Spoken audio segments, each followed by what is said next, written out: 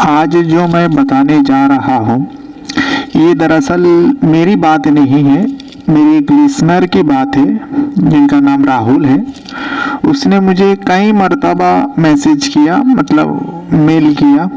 मैं उनका सारी बातें पढ़ी, सुनी और मुझे ये बात अच्छी लगी और मैं इसीलिए आप लोगों को सुनाने जा रहा हूँ। दरअसल हुआ यूँ, वो जिस गांव से बिलोंग करता है तो उस गांव में, जैसे हर किसी का गांव में होते ही है, आस पड़ोस वाले रहते ही है। तो वो कहते हैं जो हमारे भी पड़ोस में बहुत सारे घर हैं और मेरे घर बीच बराबर पड़ता है। तो मुझे किसी के घर, मुझे अपने घर पे जाने के लिए, आने के लिए, कहीं भी बाहर जाने के लिए किसी के घर से होके भी जाना पड़ता है। तो वैसे हर किसी का होता ही है, किसी के घर के ऊपर से, और गांव में चलता ही है ऐसे, एक दूसरे का सब एक दूसरे के घर के आंगन से भी जाते हैं। तो उनका कहना है जो वैसे ही कोई किसी का घर था और गांव में ज़्यादातर आप लोग जानते ही हो, एक दूसरे को सब लोग पहचानते हैं। तो कहते हैं मेरी पड़ोस में एक चाचा रहता था। चाचा बोले तो है ही, यंग लड़का था, लेकिन वो अंकल अंकल कहते थे। तो गांव में अंकल तो ज़्यादा नहीं बोलते, ये तो शहर में, शहर का हिसाब से तो मैं बता रहा हूँ, जो अंकल यानी चाचा कहते थे गांव में। तो उस चाचा का जब शादी हुआ तो इस राहुल का उम्र कुछ 14 या 15 इयर्स का था, यानी बच्चा ही कह सकते हो। तो जब उनका शादी हुआ कुछ दिन बाद वो घर पे अपनी वाइफ को लेके आए और जो गांव से बिलोंग करते हैं उन लोग को मालूम ही होगा जो गांव की औरतें कैसे होती है जब फर्स्ट टाइम बहू आती है कोई भी किसी का भी घर पे। तो वो भी आई और सब एक दूसरे से पहचान होने लगे। तो एक दिन मैं, राहुल का कहना था, एक दिन मैं उसके शाम के वक्त करीब 7 साढ़े 7 बजे या 6:30 बजे ऐसा हो सकता है, जो जब थोड़ा अंधेरापन होता है तो खेलने कूदने जाते थे, तो उसके घर होके वो जल्दी से जाने के लिए कोशिश कर रहा था। तो ऐसे ही देखा कि जो गांव में जो चूल्हा होते हैं ना, जो मिट्टी का चूल्हा होते हैं, उसके बाजू में वो नई दुल्हन बहू बैठी थी, कुछ पका रही थी या कुछ, सर्दी का मौसम था तो चूल्हा के पास बैठे थे और उनके बगल में उनकी ननद थी। ननद जो थी वो मेरी उम्र की थी, करीब वो भी 14-15 साल की होगी। और मैं वहाँ से गुजरने लगे तो ननद ने मेरा नाम लेके बुलाया, रे राहुल जरा सुन। तो मैं कहने लगा हाँ बोलना, क्या हुआ? तो बोलता बैठना यार, कहाँ जा रहे हैं? मैं बोला देख शाम हो गया, अंधेरा हो गया, मेरे को पढ़ाई करना है, नहीं तो माँ चिल्लाएगी। तो बोलता यार तू क्या पढ़ाई, थोड़ा बैठ। तो जो बहू थी तो चुपचाप बैठी हुई थी। तो मैंने उनको हाय हेलो किया, जैसे गांव के रिवाज से हिसाब से मैंने उनसे बात किया, चाची कैसी हो? तो सब अच्छे लग रहे हैं ना, यहाँ पे कैसे लोग हैं? तो उसने सबसे पहले जब जबान खोली तो उसने कहा देखो मैं तुम्हारे साथ तभी बात करूँगी जब तुम मुझे भाभी कहोगी। तो मैं चुप हो गया, फिर कहने लगा अरे नहीं आपके हस्बैंड वो तो मेरे चाचा लगते हैं। तो वो कहने लगी देखो हम लोग एक ही उम्र के हैं, जैसे तुम हो वैसे मैं हूँ, वैसे ही वो ननद का नाम बोली, मैं ननद का नाम नहीं लेना चाहूँगा। तो उसने बोली हाँ हम तीनों तो एक ही उम्र के हैं। तो बोलता अगर तुम भाभी बोलोगे तो हम तुमसे बात करेंगे। तो उसकी ननद कहने लगी अबे राहुल बोलना यार, क्या जाता है, किसको पता चलेगा यार, तू सबके सामने मत बोलना, ठीक है? सबके सामने चाची बोलना, फिर बाद में यहाँ भाभी बोलना, हम लोग जब अलग रहेंगे तो भाभी बोलना। तो मैं बोला अच्छा एक ठीक है, अभी मैं आता हूँ। तो मैं वहाँ से निकल आया, घर पे चला आया।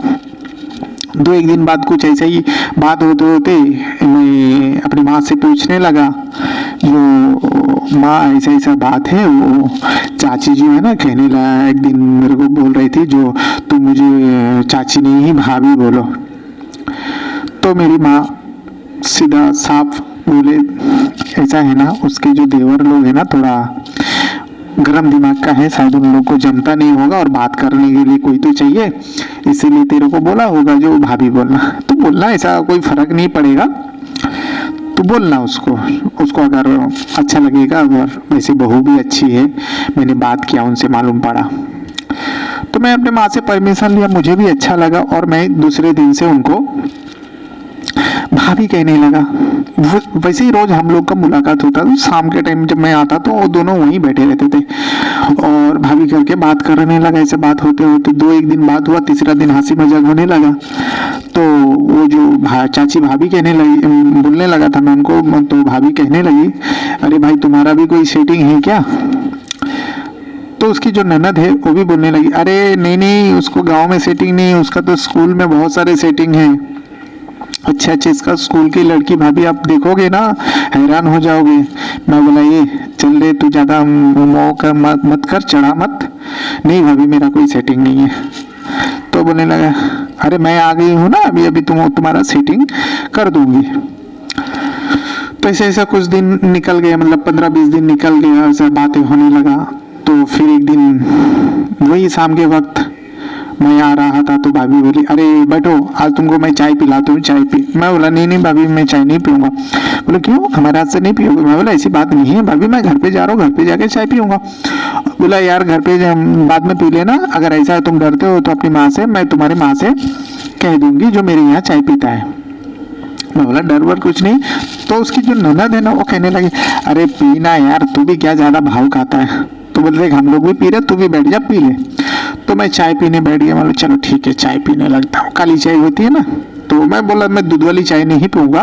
तो बोलता है, अरे मैं भी, हम लोग भी काली चाय पी रहे हैं, इसीलिए तो तुमको पूछा। चलो काली चाय सबका पसंद एक ही है। तो मैं बोला, नहीं, वो दूध वाले से मैं गैस पैदा होता है, तो मुझे काली चाय अच्छी लगती है और काली चाय मैं पीता हूँ, इसको पता तो है। तो भाभी कहने लगे, अरे हम तीनों का तो बहुत अच्छा मिल है और हम एक दूसरे का पसंद भी जानते हैं, देखो। तो तुम हम लोग से दूर क्यों रहते हो, हमारे करीब रहा करो। मैं बोला, भाभी मैं समझा नहीं। तो बोला, अभी तुम बच्चे हो ना, तो समझ जाओगे। तो उसके ननद कहने लगे, भाभी इसको बच्चे मत समझो, ये बच्चे की बाप है। तो बोला, ऐसा क्यों? तो मैं बोला, ये तो पागल है, उसकी बात मत सुनो भाभी, और सब ठीक है ना। तो ऐसा बात करते करते तो भाभी कहने लगी, अरे बताओ ना, तुम्हारा कोई सेटिंग है? मैं बोला, नहीं भाभी। तो एक काम करो ना भाभी, तुमको ये सेटिंग करा दो। तो कहने लगे, चलेगी? इशारा किया। मैं बोला, भाभी कौन, मैं समझा नहीं। तो बोले, ये देखो ना, उनका नाम लिया ननद का। बोले, ये नहीं चलेगी? मैं बोला, भाभी इनका घर वाले को पता चलेगा ना, मुझे भी मारा डालेंगे और इनको भी मारा डालेंगे। तो उनका ननद कहने लगे, अरे मुझे भी तू पसंद नहीं है यार। मैं देखा ना भाभी कैसे बोली, मैं भी उनको पसंद नहीं हूँ।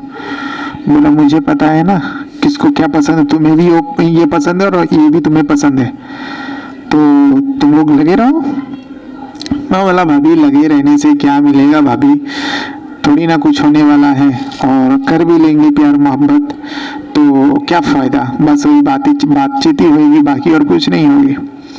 तो बोला, मैं आ गई हूँ ना, तुम जो करना चाहोगे सब हो जाएगा, तुम टेंशन मत लो, हम सब रास्ता निकाल देंगे।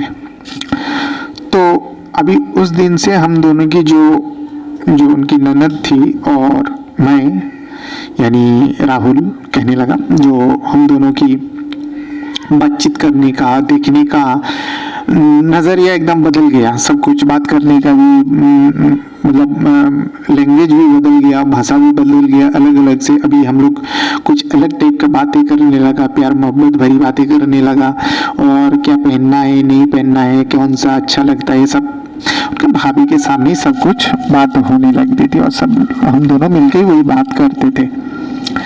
तो भाभी एक दिन कहने लगी, अरे तुम दोनों खाली यही सब बात करोगे, जाओ कुछ किस विस करो एक दूसरे को, मतलब खुला बोलने लगी। तो वो बोले, उसकी ननद बोली, अरे नहीं भाभी अभी नहीं, और कहाँ करेंगे, हम दोनों घर पे आ जाएंगे, यहाँ पे कोई देख लिया। तो बोले, यहाँ पे क्यों, मेरे घर पे चलो, तुम्हारे भैया थोड़ी ना अभी आने वाला है, तुम्हारा भैया तो रात को 12 बजे आएंगे और चलो हम तीनों ही रहेंगे। और मैं बोला नहीं, हम दोनों साथ में जाएंगे तो शक हो जाएगा सबको, भाभी आपको नहीं पता हमारा एरिया कैसा है।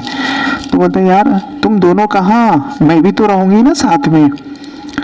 तो मैं बोला भाभी आपके सामने? बोला मेरे सामने नहीं, अगर उसको भी एक किस करोगे तो मुझे भी एक किस कर देना। तो हम दोनों हंसने लगे, उसके ननद भी हंसने लगी और मैं भी हंसने लगा। तो मैं बोला भाभी क्या कह रही हो, अभी आपको किस करने के लिए है ना चाचा? बोला चाचा, अच्छा तुम्हारा चाचा है तो ठीक है। बोला चलो अंदर फिर। मैं बोला आज नहीं भाभी, फिर कभी। मुझे डर महसूस हो रहा था, मुझे ऐसा लग रहा था जो ये कहीं भाभी फंसाने के चक्कर में तो नहीं है। और मैं 15 साल का हूँ तो मुझे डर भी था जो इस उम्र में अगर कुछ कर बैठूंगा तो गांव वाले क्या सोचेंगे, जो इज्जत है, पढ़ाई कर रहा हूँ जो इज्जत है वो खत्म हो जाएगी, मेरे घर वाले की इज्जत खत्म हो जाएगी। सब लोग बोलेंगे देखो इस उम्र में ये लड़का ऐसा कर दिया, उसका बेटा कर दिया, उसका भाई ऐसा कर दिया।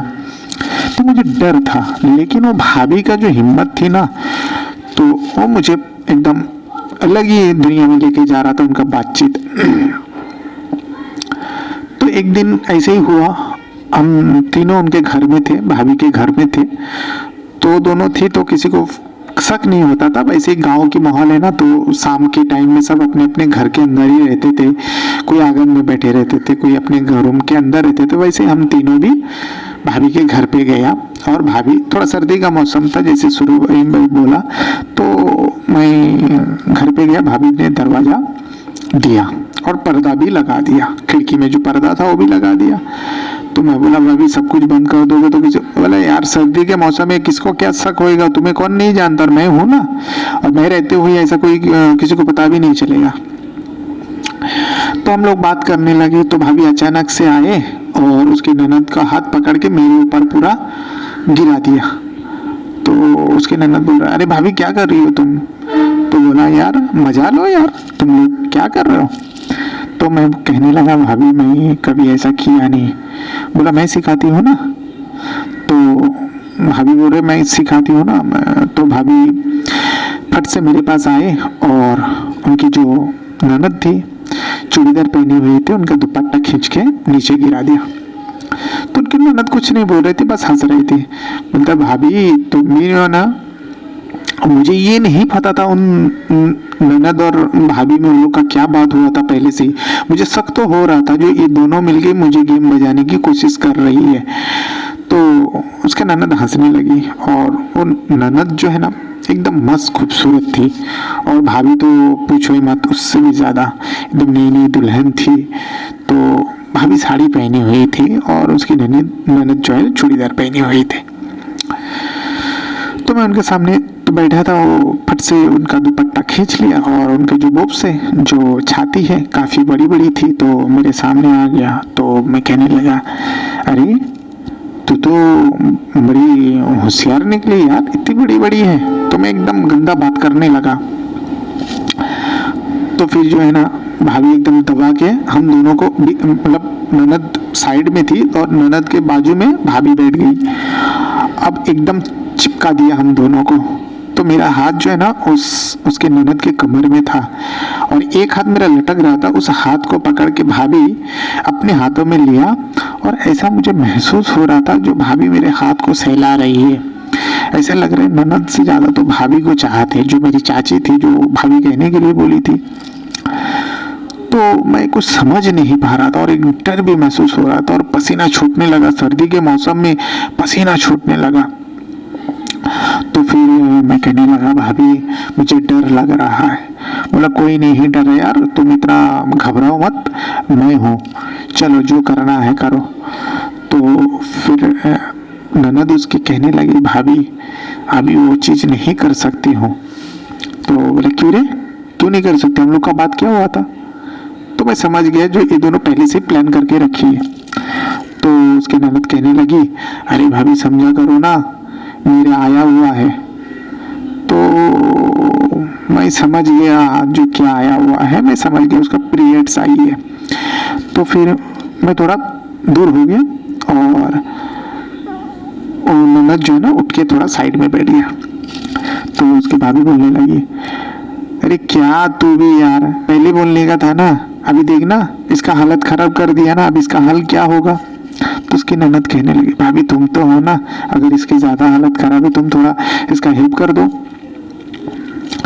तो मेरा तो सही में हालत खराब था। फिर मैं कहने लगा, ए तू क्या बोल रही है।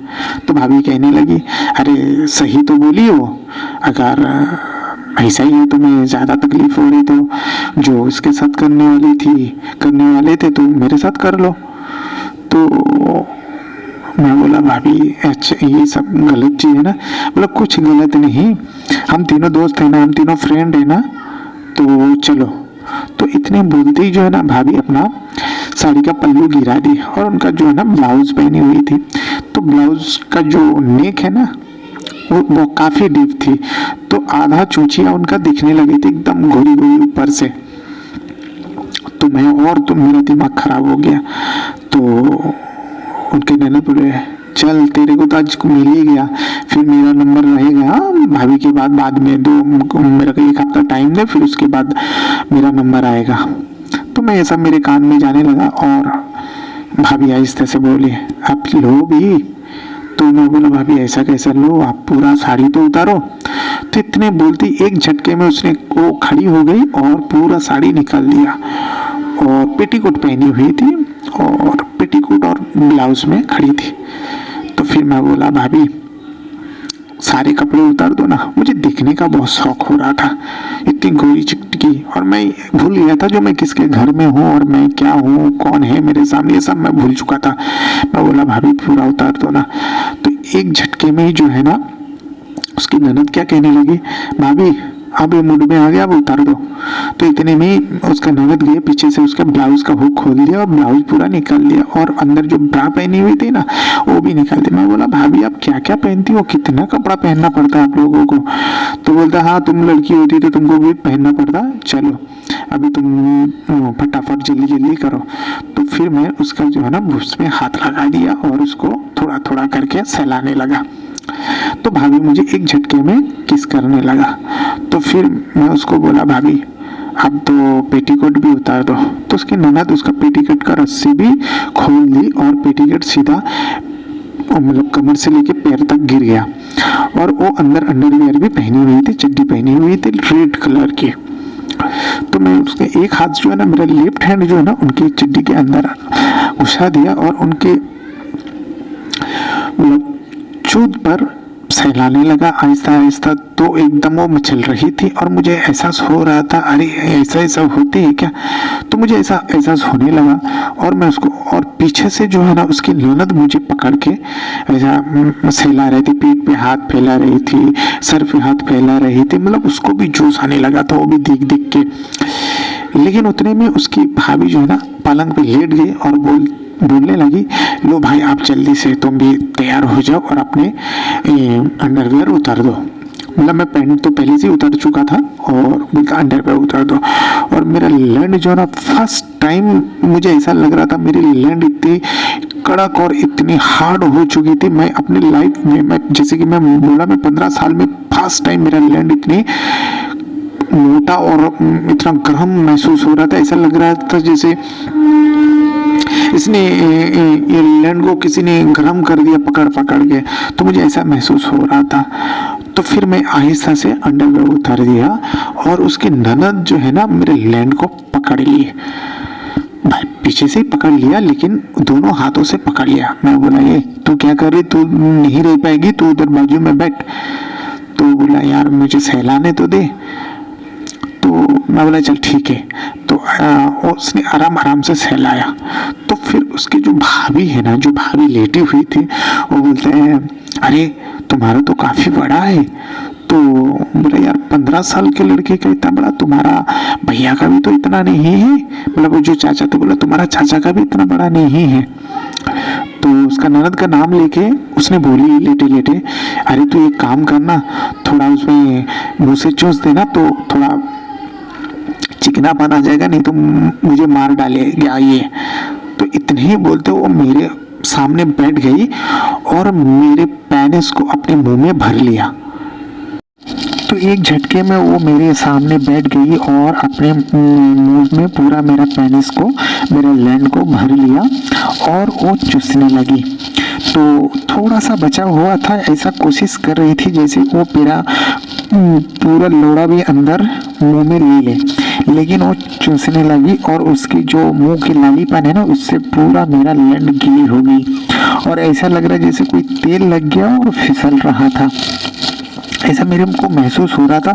मैं तो जिंदगी में पहली बार तो मेरे को ऐसा महसूस हो रहा था जो अब मेरे पेनिस से कुछ ना कुछ होने वाला है। ऐसा लग रहा था कोई जैसा कोई साइंटिस्ट जो है ना अंतरिक्ष में कदम रखता है ना, तो मेरे दिमाग में ऐसा चल रहा था, अरे मैं ये क्या हो रहा है, ये क्या करने वाला हूँ। ऐसा लग रहा था पेनिस से कुछ ना कुछ अंतरिक्ष यंत्र निकालने वाला है। ऐसा मेरे को महसूस हो रहा था, अजीब सी फील हो रही थी मुझे। तो 2 मिनट जैसे वो चूसने लगी और छोड़ा नहीं मेरे को, और फिर भाभी कहने लगी अबे छोड़ उसको, अब मैं नहीं रह पाऊंगी, जल्दी से डालने के लिए बोल उसके अंदर। तो वो कहने लगी अरे भाभी 2 मिनट रुको ना, मुझे भी तो मजा लेने दो, फिर तुम ले लेना मजा, तुमको तो आज मजा ही मजा मिलेगा, मुझे तो थोड़ा चूसने दो। तो उसने चूसने लगी और फिर उसके जो भाभी थी ना, जो भाभी लेने के लिए एकदम लेट गई थी नंगी होके, तो उसने अपने पैर से अपने ननद को बोले चल हट, मेरे लिए आज मुझे मजा लेना है और तू तो उससे भी एकदम छोड़ने को तैयार ही नहीं है। इतना कह के तो हट गया और फिर से मुझे बोला चलो अब डालो तुम।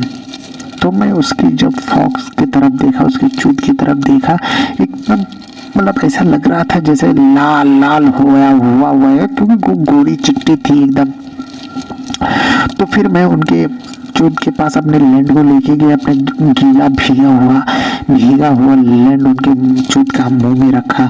जैसे ही रखा मैंने थोड़ा आहिस्ता से धक्का मारने की कोशिश की, तो भाभी बोल रहे अरे तुम क्या कर रहे हो, इतना आहिस्ता मत मारो, तुम जोर से लगाओ, मुझे कुछ नहीं होने वाली।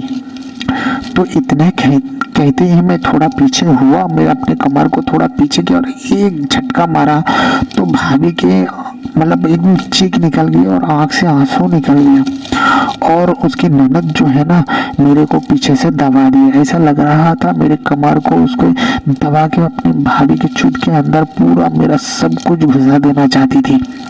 और भाभी उधर एकदम आंख से आंसू निकल गए और फिर मैंने कहने लगा भाभी क्या निकाल लो, तो कुछ नहीं बोली।